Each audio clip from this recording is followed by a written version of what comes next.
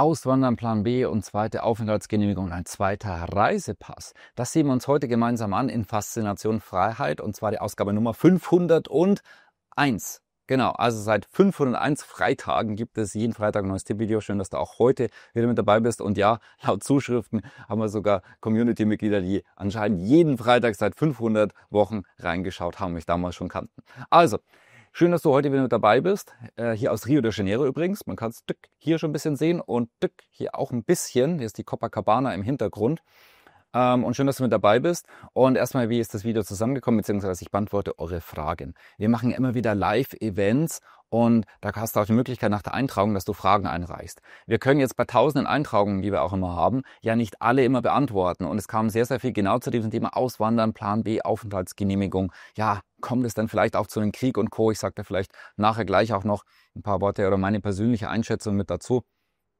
Und auch ein zweiter Reisepass. Und es sind sehr, sehr häufige Fragen, die vielen so auf der Seele brennen. Übrigens, nächsten Freitag werden wir uns als Tippvideo anschauen, ja, wie kann ich mich denn vorbei, wenn ich noch nicht auswandern kann oder gar nicht oder nicht möchte etc. Was kann ich dort tun? Sehen wir uns nächsten Freitag an, deswegen Video oder beziehungsweise Kanal abonnieren mit den Glockenzeichen auch, damit du die Benachrichtigung hältst und vor allem in unseren Freitagsverteiler eintragen, weil da bekommst du alles mit in unserer sehr, sehr bunten Community. Was passiert denn dort jeweils? Also kann ich dir sehr ans Herz legen. Deswegen schauen wir uns erstmal die erste Frage an, und zwar hier von Mike. Und dieser fragt, macht es Sinn, sich eine Zweitwohnmöglichkeit im Ausland zu suchen, bevor hier alles zusammenbricht? Und zwar die Antwort ist sehr komplex. Ja. Aber ich sage auch ein bisschen was mehr dazu. Also erstmal, es ist so, dass die Politiker, also entweder sind sie einfach nur richtig dumm oder sie machen es mit Absicht. Kannst du das aussuchen, was dir besser passt? Ich finde beide Optionen nicht besonders gut. Also ich persönlich, ich sage nur mal so, also ich glaube, auch Dummheit hat eigentlich seine Grenzen und man müsste es dann eigentlich verstehen. Aber okay, gut, wie auch immer, jeder hat seine eigenen Antworten darauf. Auf jeden Fall wirtschaftlich, wumm, geht es richtig nach unten. Auch so die Sicherheitssituation, ich denke, kann jeder für sich selber entscheiden, ob man sich jetzt heute sicherer fühlt in Mitteleuropa oder unsicherer als im Vergleich zum Beispiel vor 10 Jahren. So Sozialpolitik etc. will ich auch gar nichts sagen. Warum? Ich möchte auch, dass das Video nicht zensiert wird. Nehmen wir Gesundheitspolitik und was auch da alles passiert, möchte ich jetzt auch nicht viel dazu sagen, weil dann könnte das Video vielleicht auch zensiert werden, beziehungsweise runtergedrosselt und Co. Das sind ja genau in solchen Zeiten, wie wir leider leben. Also diejenigen, die die Augen öffnen, die können es, denke ich, ganz gut sehen. Ja, und jetzt sind wir leider auch in einer Zeit, wo Kriege kommen könnten. Ja, und unser oberster Kriegsminister, der Herr Merz, der ist ja fleißig dabei. Ja, bevor er überhaupt Bundeskanzler wurde, hat er schon abgestimmt mit den Grünen, das heißt ja mit der Opposition in Anführungszeichen, ist es ja eigentlich nicht wirklich, mindestens ein gewisser Teil davon, hat aber jetzt abgestimmt, ja, Sondervermögen, Ja, also ich meine, verarschen kann ich mich auch selber, weil das hat nichts mit einem Vermögen zu tun. Also es sind einfach nur gewaltige Sonderschulden. Kriegswirtschaft, wieder mal ankurbeln, tak, ja, Deutschland muss kriegsfit werden und Co. Wie das alles geendet ist, das wissen wir eigentlich alles, ja, aber viele haben es anscheinend wieder vergessen und schauen jetzt einfach zu. Ja, wie auch immer, hoffen wir, dass wir es nicht sehen werden. Nichtsdestotrotz, die große Frage wird sein, was macht denn die NATO, wenn zum Beispiel, wenn in der Ukraine die Frontlinie mal richtig reißt. Ja, wenn die NATO entscheidet, wir verteidigen die Ukraine, wir gehen da mit hinein. Was passiert dann mit anderen mitteleuropäischen Ländern? Sind die dann, also vielleicht mal drüber nachdenken. Wie auch immer es kommen wird, ich denke, das Kollektiv und das Bewusstsein wird es dann noch entscheiden. Nichtsdestotrotz, vielleicht sollte man vorbereitet sein, weil dann kannst du nicht mehr so einfach, ach ja, ich hole mir jetzt Führungszeugnisse, brauche noch die Dokumente, mache noch mal kurz einen Flug, mal rüber hinschauen, da bist du auch nicht mehr ruhig und Co. Deswegen mach das davor bitte. Alles, was mit Plan B oder auch mit Auswandern und Co. zu tun hat. Also man kann auch Dinge machen, wie gesagt, von zu Hause aus, das werden wir uns nächste Woche auch intensiv anschauen. Und das sehen wir uns, wie gesagt, von diesem Thema das Ganze genauer an. Und ich bin großer Fan davon, ich sage mal, ich hoffe auf das Beste und ich bereite mich auf das Schlimmste vor. Und wenn das Schlimmste dann niemals eintritt, umso besser. Aber wenn es eintritt, dann bin ich ruhig. Und ich hatte auch schon selber in meinem Leben 1, 2 kritische Situationen. Ich war zum Glück darauf vorbereitet. Also, das dazu. Ja, und dann haben wir hier auch, das sind mehr oder weniger identische Fragen, hier von Anja und Thomas. Ich suche ein Land oder eine Insel als Ausweichquartier für meine Familie wegen eines möglichen Krieges in Europa. Oder welche Länder sind gut geeignet für einen zweiten Wohnsitz und auch landschaftlich schön? Also, schauen wir uns doch mal gemeinsam an, beziehungsweise ich gebe euch mal so einen Überblick, weil wir können jetzt natürlich nicht intensiv auf jedes Land reingehen, aber vielleicht so ein Gefühl dafür bekommen. Auch generell eine Entscheidung, die du dann treffen musst. Möchte ich ein Land, was möglichst nah ist, damit ich dann auch schnell wieder zum Beispiel bei meiner Familie bin? Oder möchte ich ein Land, was möglichst weit weg ist? Weil dann bin ich, zum Beispiel, oder auf der Südhalbkugel zum Beispiel, da bin ich halt wirklich, wenn es mal krachen sollte, möglichst weit weg. Also beides hat Vor- und Nachteile. Das muss jeder für sich selber entscheiden. Ich kann das verstehen, muss man für sich selber einfach auch überlegen, wie man das Ganze machen möchte. Wie auch immer, also selber ja, schauen. Wir sehen uns mal so beides ein bisschen an, so die unterschiedlichen Aspekte. Ich versuche so mal auf ein paar Sätze jeweils zusammenzufassen, das Land. Die Schweiz wäre natürlich gleich direkt da, deutschsprachig, also kulturell auch sehr, sehr einfach dort anzukommen, ist aber auch nicht für jeden Geldbeutel geeignet, weil im Vergleich zu Deutschland zum Beispiel oder auch Österreich natürlich deutlich gehobener. Könnt ihr aber vielleicht mit der Arbeit finden und Co. könnte es auch noch einfacher sein. Wäre also grundsätzliche Möglichkeit, wird auch relativ gerne und viel genutzt. Dann auch noch relativ nah wäre Nordzypern. Ist man ein paar Stunden dort auch zum Beispiel in Südzypern, das übrigens auch steuerlich optimiert wäre, ist aber in der EU mit den ganzen Wasserkopf, den ganzen Indenzen und Co. Also unterliegt man diesem Konglomerat, ne, manche können nennen es auch vielleicht Regime und Co., unterliegt man dem dann genauso. In Nordzypern direkt an der Grenze ist landschaftlich schöner, wunderschön mit den Bergen und dem Meer, ist günstiger als der südliche Teil, aber man zahlt mehr Steuern. Also was das auch dann ein bisschen quasi wieder ausgleicht in Relation, beziehungsweise steuerlich ist es dort nicht optimiert, aber es hat darüber hinaus sehr, sehr viel zu bieten. Ist sehr, sehr kryptofreundlich. Ja, man kann es aber auch insgesamt einfach als Plan B nutzen. Auch da ist es interessant. Dann gehen wir vielleicht mal so ein bisschen Richtung Asien. Wir haben die Vereinigten Arabischen Emirate, Dubai.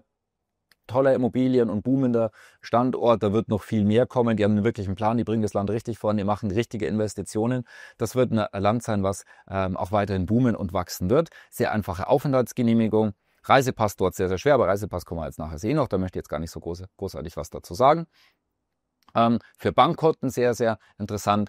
Es ist ganzjährig warm und Sonne. Das macht immer schön, wenn man rausschaut. Ist natürlich gerade im Sommer extrem heiß. Also ist auch nicht jedermanns Sache. Die einen mögen Dubai überhaupt nicht und die anderen lieben es. Das muss man für sich selber entscheiden. Aber ich sage immer, nimm dir doch von dem Portfolio, was Länder anbieten, noch das Beste heraus. Du musst es ja auch vielleicht nicht lieben, sondern es ist vielleicht einfach auch praktisch und zweckmäßig.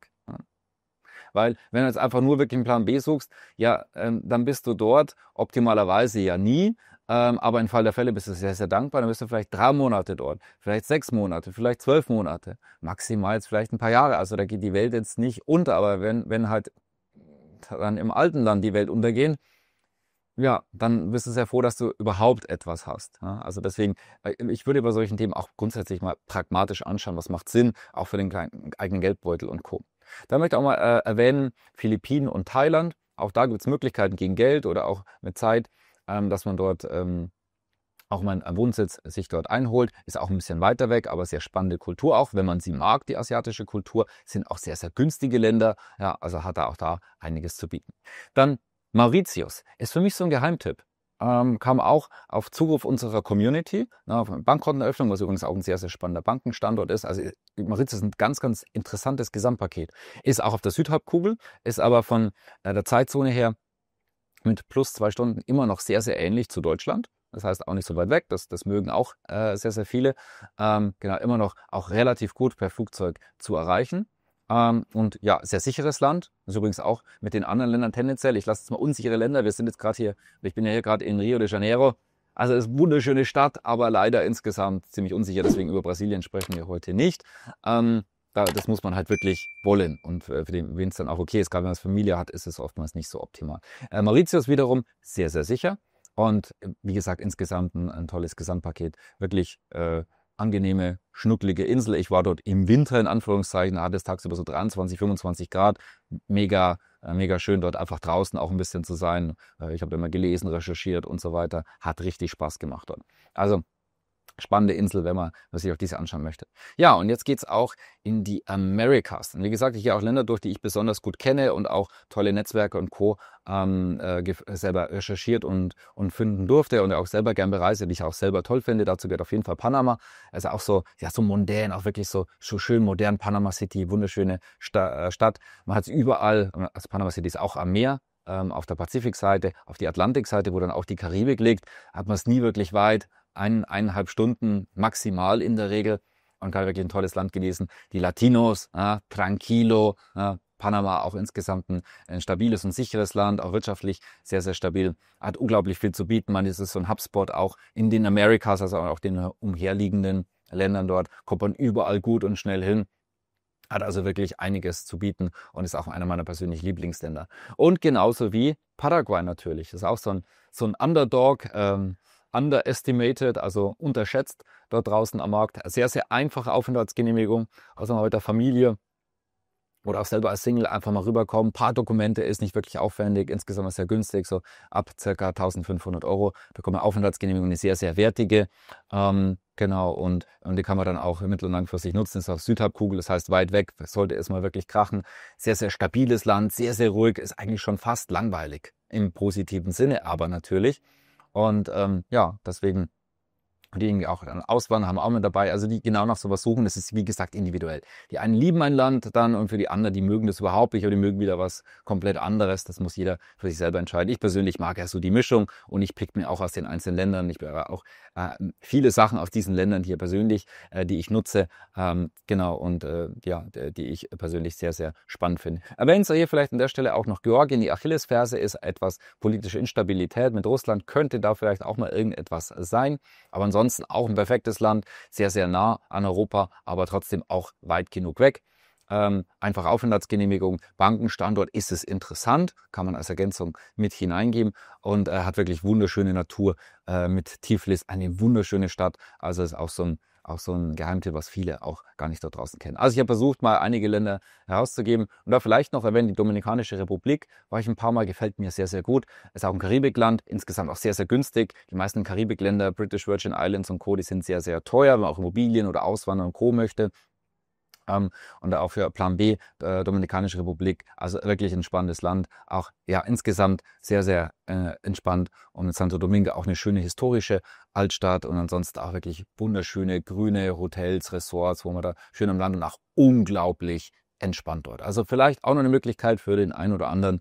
Also die soll man nicht unterschätzen, also nicht nur so die Ressourcen, so Dominikanische Republik, was man normalerweise damit verbindet, sondern halt auch andere Aspekte, die da sehr, sehr interessant und spannend sind. Also ich habe versucht, mal einige Länder zu nennen und du kannst da natürlich in einigen Ländern noch in die Tiefe gehen.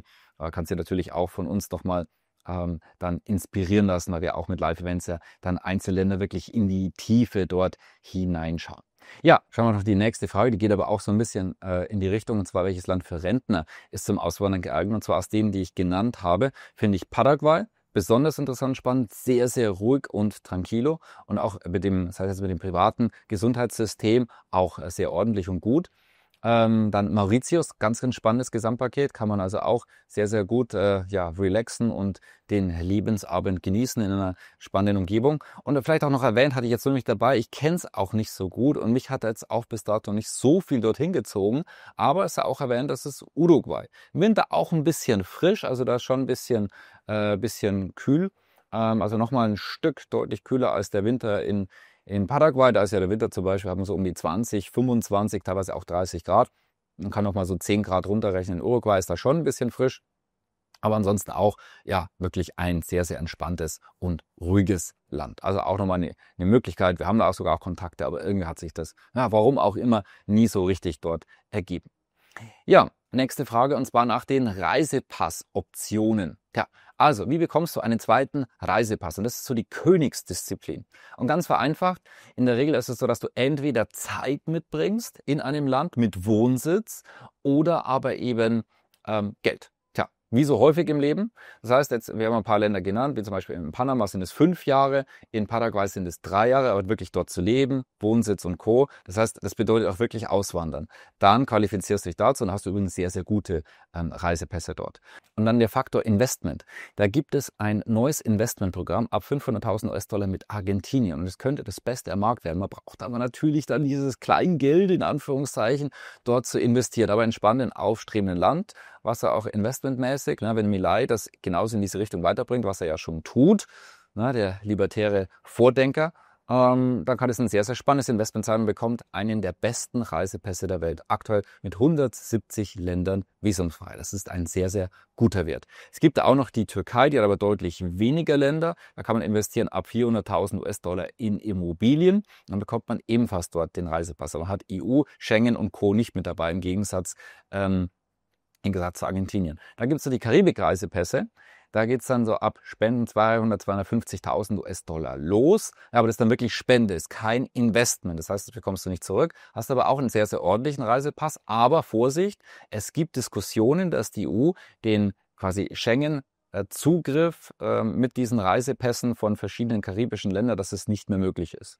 Ja, das heißt also beobachten, da würde ich einfach noch ein bisschen abwarten, ob sich dieses Thema dann widerlegt oder ob es wirklich so ist, dass man auch in die EU und Schengen dann mit diesem Reisepass nicht mehr visumsfrei einreisen kann. Und da gibt es ein paar Länder, das sind die günstigsten.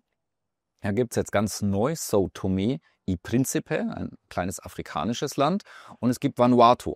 Ja, da kann man jetzt nicht in so viele Länder einreisen, sondern das sind es also mal rein als die Donation, das heißt als die Spende sind es in São Tomé 90.000 US-Dollar und in Vanuatu 135.000 US-Dollar plus die jeweiligen Gebühren für Dienstleister, für Staat und so weiter. Also kommt noch ein bisschen was mit on top. Vanuatu wäre hier der bessere, aber hat auch knapp einen Aufschlag von knapp 50%. Wenn man jetzt aber etwas möglichst günstig haben möchte, wenn man es damit was einfach hat, dann könnte São Tomé die Option im aktuellen Umfeld sein. Ja, und hier erwähnt, wir haben ja sogar auch wirklich deutschsprachige Ansprechpartner, die das Ganze unterstützen können, die dir helfen können. In Deutschland ist es ja so, dass man inzwischen einen zweiten Reisepass besitzen darf.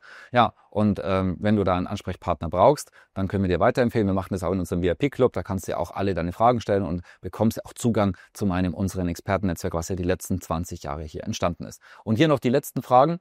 Das sei auch nicht unerwähnt, und zwar kam auch mehrfach, ihr kann mich bei der Planung, Umsetzung zum Auswandern seriös und individuell begleiten, und wenn ich mehrere konkrete Länder hätte, die für mich eine Auswanderung in Frage kommen würden, könnte ich dann eine konkrete Beratung hierzu bekommen und gäbe es die Möglichkeit, Umsetzung von euch auch begleiten zu lassen. Und auch hier die Antwort sehr komplex, und zwar ja. Ganz einfach. Das ist das auch, was wir machen, begleiten. Wir haben sehr, sehr viele Erfahrungswerte. Ich habe alles selber durchlaufen. Manchmal Geld und Finanzen, hatte damals als Lehrabbrecher gestartet, hatte keine Kohle. Einfach geschaut, okay, dass mehr Geld reinkommt. Was mache ich dann damit? Investieren, bin dann ausgewandert. Plan B, ich habe selber mehrere Residences, aktuell 5 Stück. Dann 17 Auslandskonten und Co. Also es sind viele Aspekte, die damit reingehen, damit das Ganze funktioniert. Wenn du sagst, du möchtest einen erfahrenen Partner an der Seite haben, dann trag dich gerne rein und dann können wir dir gerne vorstellen, wie ein persönliches Coaching hier aussehen kann. Genau, und ansonsten, nächste Woche sehen wir uns an für diejenigen, die sagen, ich würde vielleicht gerne auswandern oder ich möchte es definitiv nicht, ich bleibe einfach gerne hier, wo ich bin, kann ich auch sehr, sehr gut nachvollziehen. Dann sehen wir uns an, welche Schutzmaßnahmen und was können wir denn da tun, was dann Unterschied macht im Fall der Fälle, um dann gut vorbereitet zu sein. Das ist also nächste Woche, deswegen Kanal abonnieren mit den Glockenzeichen und vor allem in unsere Freitagsmail reinschauen, weil es sind alle Themen, auch neue Länder und Co. Uns passiert das sehr, sehr viel in unserer Bund-Community, damit du immer informiert bist. Ich freue mich auf dich. Bis nächsten Freitag, allerspätestens. Hier viele Grüße aus Rio, dein Thorsten Littmann.